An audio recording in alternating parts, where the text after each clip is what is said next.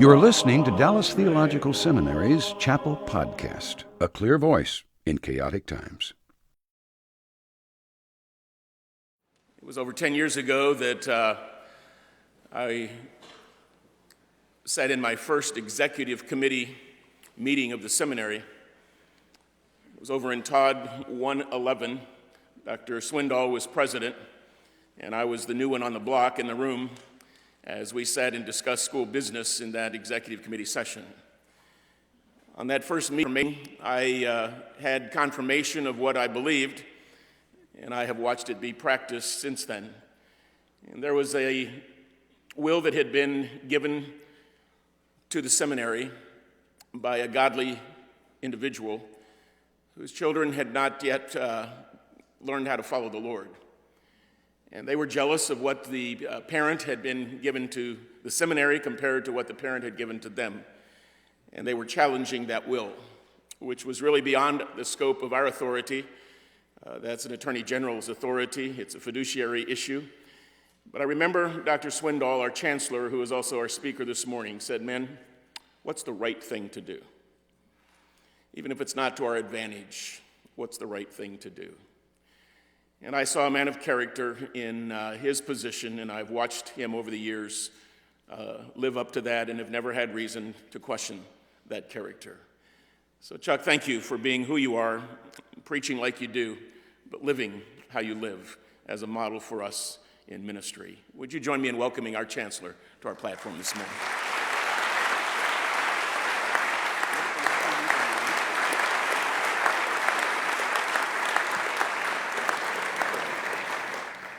In about 20 days, we are going to be encircled with the people who mean the most to us and family members with whom we are the closest as we gather to share our gifts and receive them, perhaps in our home, our original place of residence. You may go back to your home, or you may simply stay nearby and have that time of celebration here. The point is, Christmas is a wonderful time to surround ourselves with people we love and who love us. I want to talk about the 20 days leading up to that day when we will spend our time not necessarily with family members or close friends, but with those who may not be as easy to love.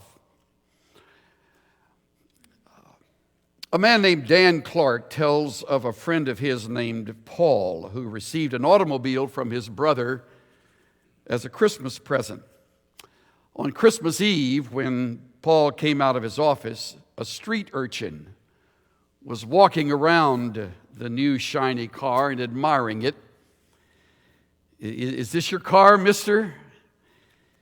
Paul nodded. "Yes, my brother gave it to me for Christmas." The boy was just astonished. "You mean your brother gave it to you? It didn't cost you nothing?" "Boy, I wish," he hesitated. Of course, Paul knew what he was going to wish for. He was going to wish he had a brother like that. But what the lad said jarred Paul all the way down to his heels. "I wish," said the boy, "that I could be a brother like that." Paul looked at the boy with astonishment and then impulsively added, "Would you like to take a ride in my new car?" "Oh, I'd love that." After a short ride, the boy turned and with his eyes aglow, he said, "Mister, would you mind driving in front of my house?" Paul smiled a little. He thought he knew what the boy wanted. He wanted to show his neighbors that he could ride home in a big new car. But Paul was again wrong. "Would you stop where those two steps are?" he asked. He ran up the steps, and then in a little while, Paul heard him coming back, but he wasn't walking fast.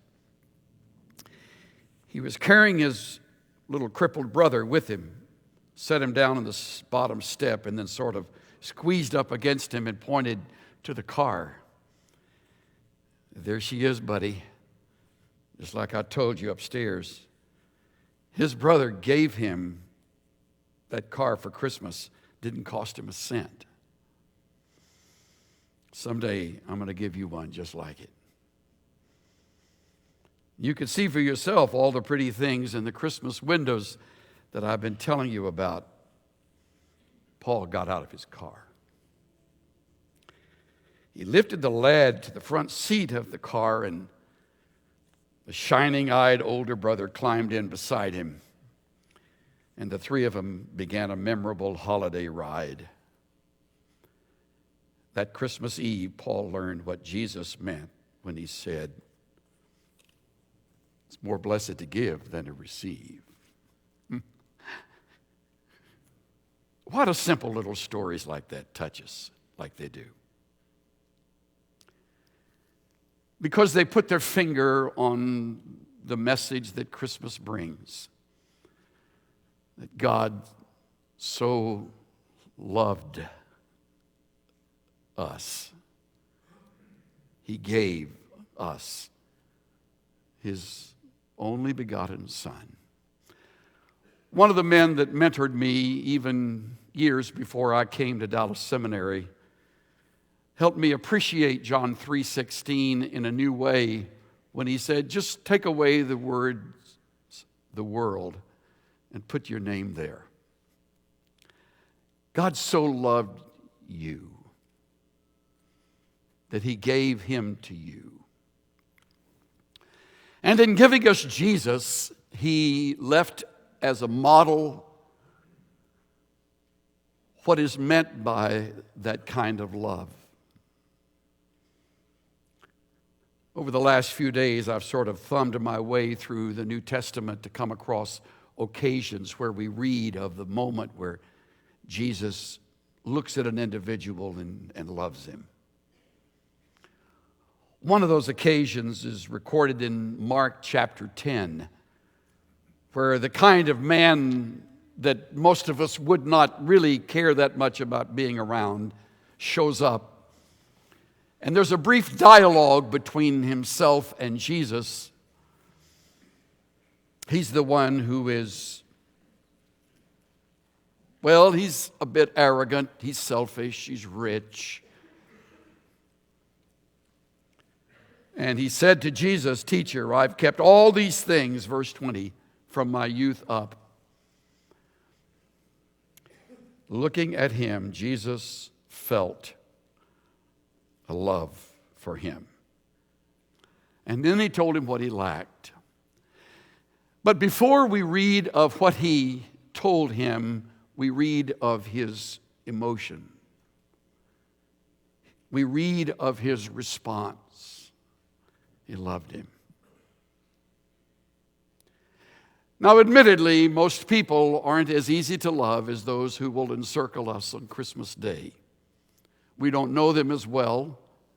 They don't know us as well. They're not a part of our family. They're often the kind of people that turn us off.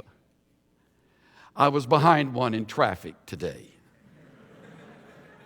She was busy flipping off everybody that was cutting her into her lane, and she was so angry she flipped her cigarette against the new BMW parked next to her at the red light. And I got up close enough to the back window to read a little sign that said, "Well-behaved women rarely make history." Nice. Isn't that nice? And you know what? I'm going to tell you, I was stung in my spirit. She'd be a hard person for me to like. She'd be a tough person to know as a neighbor rearing that family of kids, if she's married. She's somebody's daughter. She's somebody's granddaughter. She may be somebody's wife, somebody's mother. She's tough to love.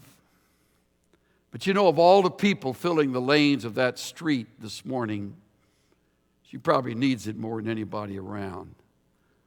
But there's everything within me that doesn't feel a love for her. That's why I'm saying the words of Jesus are so, well, they're so revealing, they're so touching. John 11 we've got another scene where Jesus is with friends, and not surprisingly, we read more than once how much he loved them.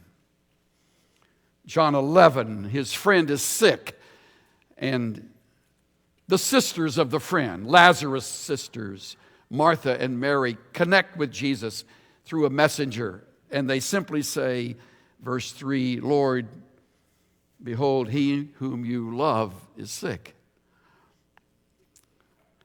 Didn't even call his name. He was the one Jesus loved. A little later on, verse 5, we read that Jesus loved the whole family, Martha and Mary as well as Lazarus. He loved them. He loved them even when one of them in a rash moment said, if you had been here, my brother wouldn't have died.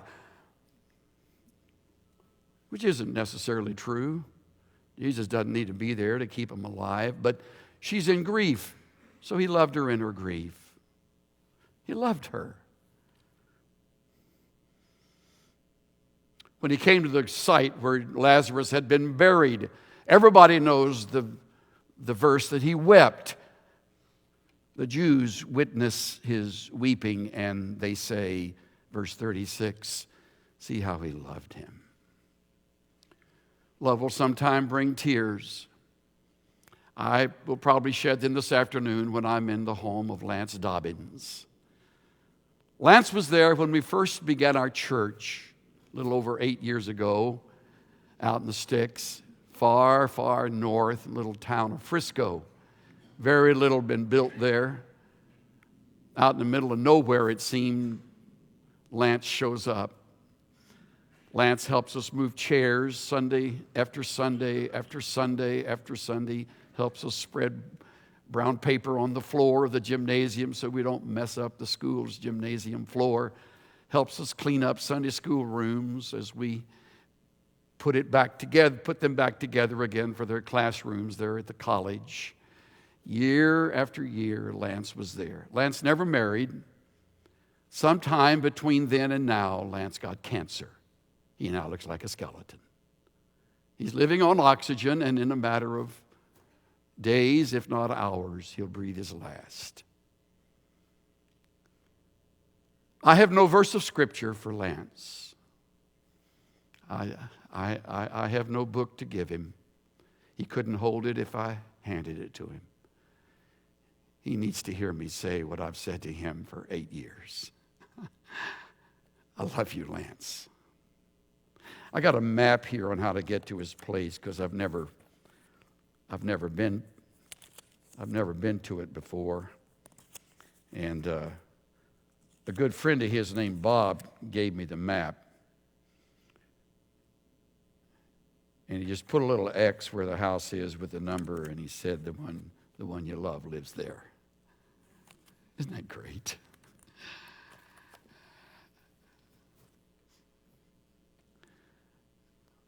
Loving people. How important that is. In the 13th of John, we see it again, and he's surrounded by men who are arguing over who's going to be the greatest in the kingdom. After 3.5 years in the Jesus Seminary, they're arguing over who's going to be number one, who's going to sit on the right, who's going to sit on the left. One of them even had his mother show up. So she would talk Jesus into letting her boys sit one on the right and one on the left. And you know what we read when we get to John 13? Before you're even out of the first verse, Aistelos hegapesen. Unto the end he loved them. Unto the uttermost, unto the extreme he loved them. Man. Listen. Put to death this competition. Get rid of this envy. Stop the jealousy. John writes that he loved us to the very end. And then proving it to them, he took a towel and a little pitcher and basin and a little bowl of water, and he washed their feet. Most of you have never washed anybody's feet. If you ever do, you know that you can't hold anything against the person whose feet you are washing. You can't do it. And it's really great if you can look up in their eyes and tell them how much you love them. I love you. And after Jesus laid the towel aside and then reclined at the table with them, we read in the same 13th chapter, verse 34, of a new commandment. A new commandment he gave to them. What's the old commandment? You shall love the Lord your God with all your heart, with all your soul, with all your might. Deuteronomy 6:5 was riveted into their brains. Those Jewish men had heard those words since they had begun to grow up in their homes. That's the old commandment. But I give you a new commandment. 34, that you love one another. Even as I have loved you, that you also love one another. It's easy to love God. God's perfect, God's just, God's full of grace, God's good, God's just, faithful. It's hard to love one another because we're not faithful and we're not just and we are envious and we do lose our temper. And there are times that we just downright blow it, even with those we have just told a few days ago how much we love them. You see, it would have been so easy for Jesus to say, now that I've washed your feet, I want you to what? Wash my feet. But he doesn't say that. We'd stand in line to wash Jesus' feet. But who wants to wash Peter's feet after what he said the other day? A new commandment, that you love one another as I have loved you, that you love one another. And then 35, by this all will know that you are my disciples if you love one another. Francis Schaeffer years ago wrote a book called The Mark of the Christian. I love that little book. Mine's dog-eared. He calls love our identifying badge. It's not the book we carry around. It's not a bumper sticker that says, I'm not perfect, just forgiven. That's not our identifying mark. It isn't an ichthus imprinted on the front of our Bibles. It isn't a crucifix around our neck. It isn't even a bracelet that has WWJD on it. Those are not our identifying marks. It is love. It is love. It is loving those who are hard to love. It is loving those outside the circle of our Christmas group. It is loving our fellow classmates. It is faculty loving students who aren't that bright on occasion and aren't that gracious on occasion and are super bright on occasion. It's loving them. It's loving them regardless. It's loving the faculty members regardless of your favorites. It's loving one another.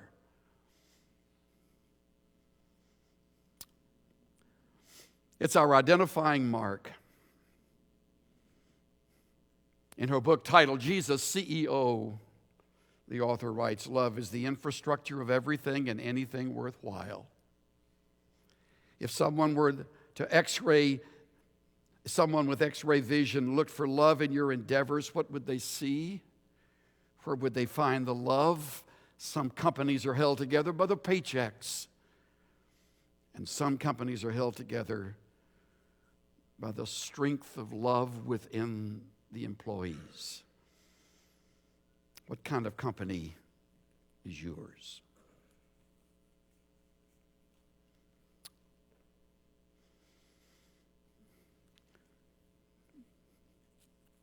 Galatians chapter 5, verse 13 makes an announcement and then gives us a warning. It was to freedom you were called. And this magnificent letter that emancipates us from the legalism of the law announces again our freedom. It was to freedom you were called, and no one loves that freedom more than I do. No one preaches that grace stronger than I do. And I need the reminder of verse 13. You were called to freedom, brethren, only do not turn your freedom into an opportunity for the flesh. But here again, let the mark show through. Through love, serve one another. And then in listing the activities of the flesh, the list is ugly. 17, 18, 19, 20, 21. But then the beautiful fruit of the Spirit. First on the vine is love. Love. If it would help you, I will tell you that you will often be surprised how much people need it, whom you would never guess need it. I was standing in the green room a few minutes ago before we came in, and no one was in the room. I just opened the blind a little, and I watched you as you were walking toward the chapel. Most of you had your cell phones on, talking to somebody you love, I'm sure. Some of you were preoccupied. A few of you were all alone, several in groups.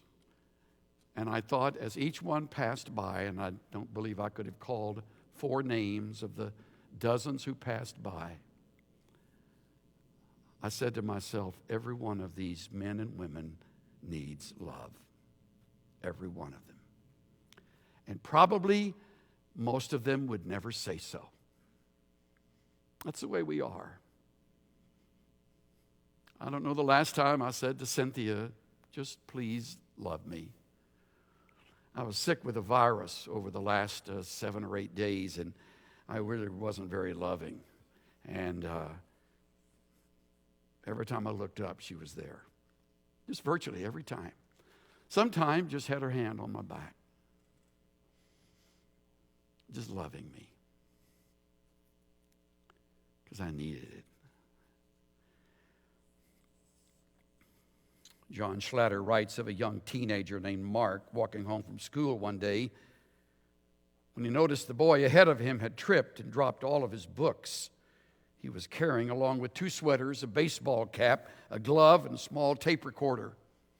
Mark knelt down and helped the boy pick up the scattered articles. Since they were going the same way, he helped carry part of the burden. As they walked along, Mark discovered the boy's name was Bill. That he loved video games and baseball and history, and he was having a lot of trouble with his other subjects, that he had just broken up with his girlfriend.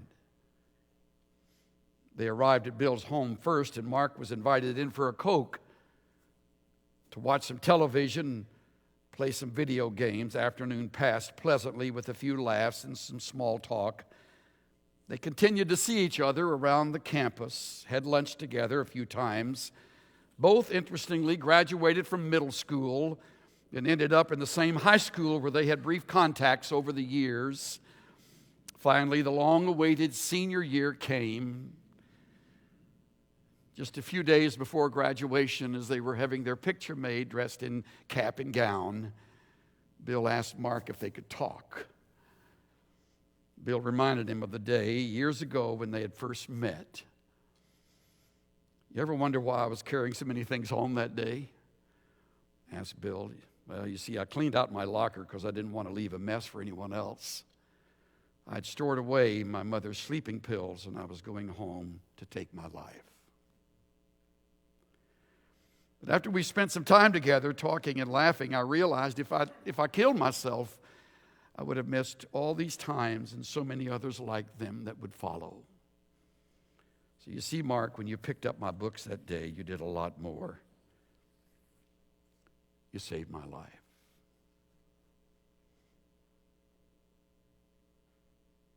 There is no way that you and I can know what's in the hearts of the people who are under this roof today.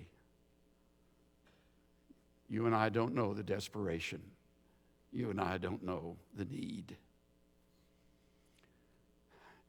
And busy about our work, I understand.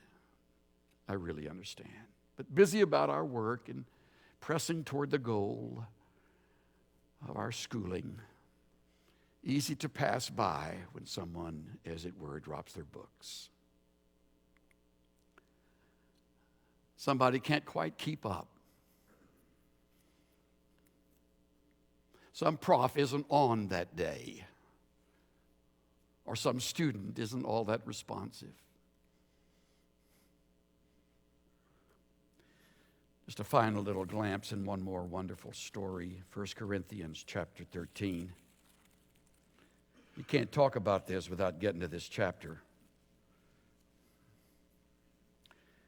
As you find your way there, let me tell you Sherwood Wirt's words in a little book called Afterglow. I love what he writes.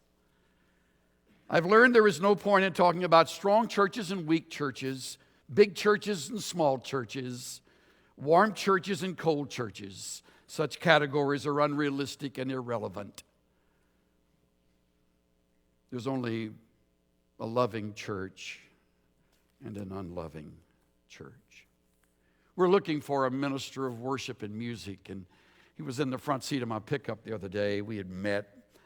He was just kind of becoming acquainted, this candidate we're looking at. I just really love the guy. Never knew him before. And while I was with him, I just kind of gushed out and told him how much I was beginning to really love him and love his spirit. And Paul said to me, with tears blinking in his eyes, he said, "Can you just tell me one thing? Just tell me, is it a loving church? Just tell me if it's a loving church or not. Because if it's not, I don't want to go any further." It's a great question. I know this, it's no more loving than I am. It's a top-down deal. That staff is no more loving than their senior pastor. That congregation is no more loving than the one who shepherds them. Don't forget that. And there are a lot of them in there that are hard to love, okay?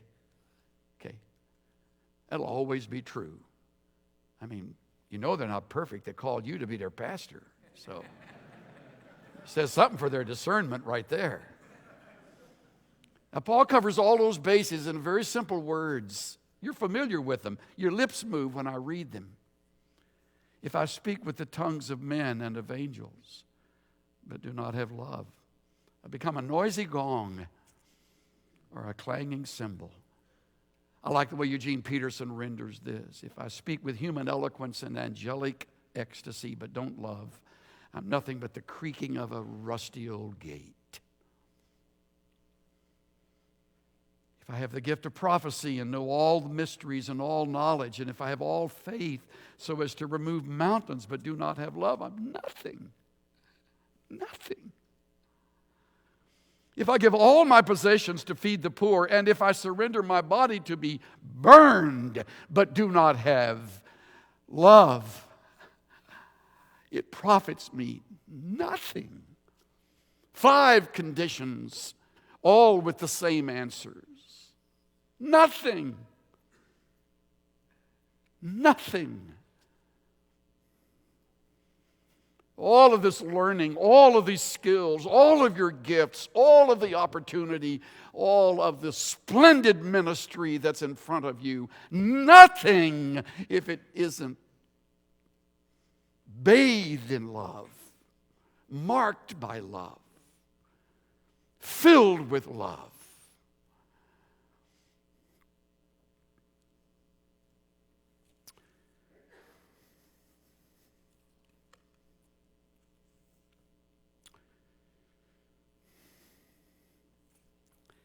One of my favorite sections that I read on occasion when I find myself reproved in moments like this, the simple words where Jesus said to his own, "Inasmuch as you have done it unto these brothers and sisters of mine, even the least of them, you've done it unto me." Isn't that a great thing? I remember in my Greek class and listening to Dr. Toussaint, and then Dr. Hodges and others, Dr. Johnson. I remember listening closely to some things that I felt I could take with me and use. And one of them, believe it or not, was a syntactical construction called the restrictive attributive. Who would have ever thought I'd remember the restrictive attributive? And it comes back every once in a while to jolt me. I am the door. I am the vine. I am the shepherd, the good one. In the restrictive attributive, the adjective is emphasized with the repetition of the definite article. I am the vine, the true one. Isn't that good? It's here. I have these choice friends of mine, even the least of them. You prove yourself as being one of my disciples when you love these brothers and sisters of mine, even the least of them. Meaning those kind of people who put those kind of signs on the back of their cars. Meaning those kind of fellow students who couldn't give a rip about you. Meaning those who can't stay up, and when you're in churches, those in special education who can't get their little hand out to shake yours.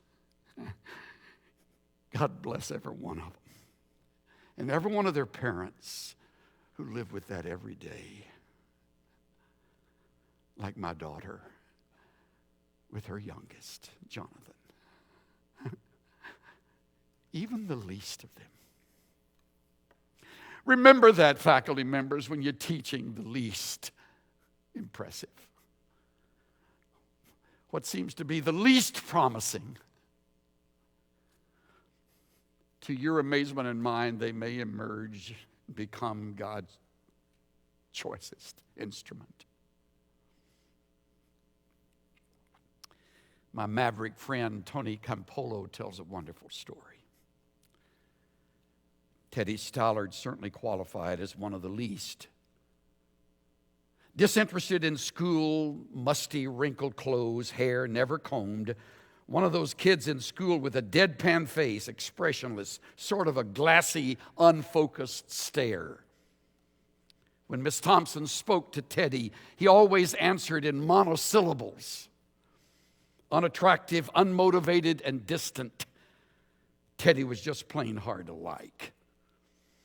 Even though his teacher said she loved all in her class the same, down inside she wasn't being completely truthful. Whenever she marked Teddy's papers, she got a certain perverse pleasure out of putting an X by a wrong answer. And when she put an F at the top of the paper, she always did it with a flair. She should have known better. She had Teddy's records, and she knew more about him than she wanted to admit. Teddy's records read, first grade. Teddy shows promise with his work and attitude, but has a poor home situation. Second grade, Teddy could do better. Mother is seriously ill. He receives little help at home. Third grade, Teddy is a good boy, but too serious. He's a slow learner. Mother died this year. Fourth grade, Teddy's very slow and quiet. His father shows no interest. Christmas came, and the boys and girls in Miss Thompson's class brought her Christmas presents. They piled their presents on her desk and crowded around to watch her open them. Brightly covered gifts, beautiful cards. Among the presents, there was one from Teddy Stallard. She was surprised he had even brought her a gift, but he had. Teddy's gift was wrapped in brown paper, held together with Scotch tape. On the paper were written the simple words, "For Miss Thompson, from Teddy." When she opened Teddy's present, out fell a gaudy rhinestone bracelet, half the stones missing, and a bottle of cheap perfume. Other boys and girls began to giggle and smirk over Teddy's gifts, but Miss Thompson had enough presence of mind to silence them immediately. She put on the bracelet and splashed on some of the perfume, and holding her wrist up for other children to see and to smell, she said, "Doesn't it smell lovely?" The children, taking their cue from the teacher, readily agreed with oohs and ahs. At the end of the day, when school was over and the other children had left, Teddy lingered behind. He slowly walked over to her desk and said softly, Miss Thompson,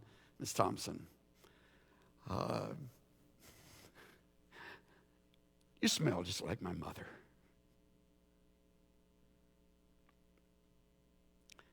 Her bracelet looks really pretty on you. I'm glad you like my presents. When Teddy left, Miss Thompson, all alone, fell to her knees and asked God to forgive her. The next day, when the children came to school, they were welcomed by a new teacher. Miss Thompson had become a different person. She was no longer just a teacher. She had become an agent of God. She was now a person committed to loving her children and doing things for them that would live on after her. She helped all the children, especially the slow ones, but especially Teddy Stallard. By the end of the school year, Teddy showed dramatic improvement. He had caught up with most of the students and was even ahead of some. She didn't hear from Teddy for a long time. And then one day she received a note, handwritten. "Dear Miss Thompson, I wanted you to be the first to know I'll be graduating second in my class. Love, Teddy Stallard." 4 years later, another note. "Dear Miss Thompson, they just told me I'll be graduating first in my class. I wanted you to be the first to know university was not easy, but I liked it. Love, Teddy Stallard." 4 years later.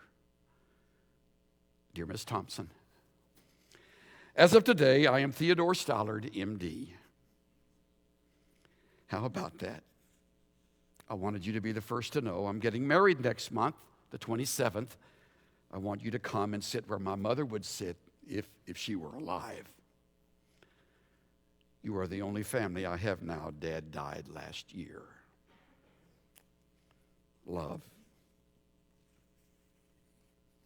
Teddy Stallard." Miss Thompson went to the wedding and sat where Teddy's mother would have sat. She deserved to sit there. She had done something for Teddy he would never forget.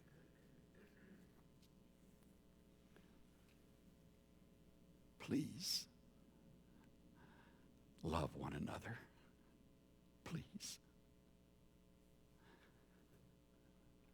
Love these women and men. And men and women on this platform, love these students. There's a Teddy Stallard among them. I was one once. And you loved me.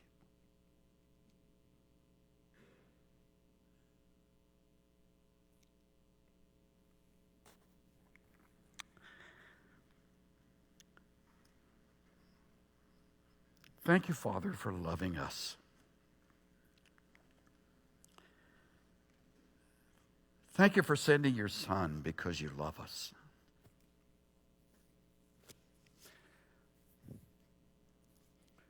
Thank you for allowing his death to cause you to look past our sin and to see us as one of your own. Thank you for coming to our rescue. Thank you that this Christmas season we have the opportunity to do that for others. Help us to take time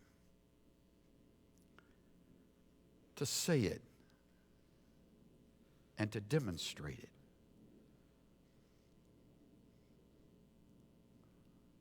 I ask it through Christ, who loved us and gave himself for us. Everybody said, amen. We're dismissed.